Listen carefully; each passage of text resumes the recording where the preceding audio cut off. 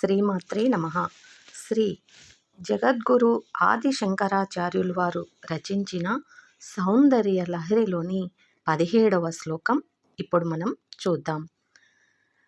సవిత్రీభిర్వాచాం శశిమణి శిలాభంగరుచిభిః వసిన్యాద్యాభిస్త్వాం సహజనని సంచంతయతి యః సకర్తా కావ్యానాం భవతి మహతాం భంగిరుచిభిః వచోభిర్వాగ్దేవి వదన కామలామోదమధురైః.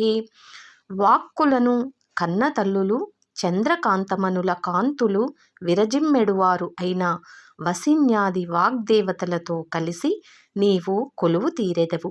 అట్టి నిన్ను చక్కగా చింతన చేసేవారు మహాత్ముల రీతిగా వాగ్దేవత ముఖపద్మములోని పరిమళములతో పోలిన పలు రుచుల వాక్కులతో కూడిన కావ్యాలను రచించగలిగే సమర్థులవుతున్నారు కదా తల్లి అని ఈ 17వ శ్లోకం యొక్క అర్థం.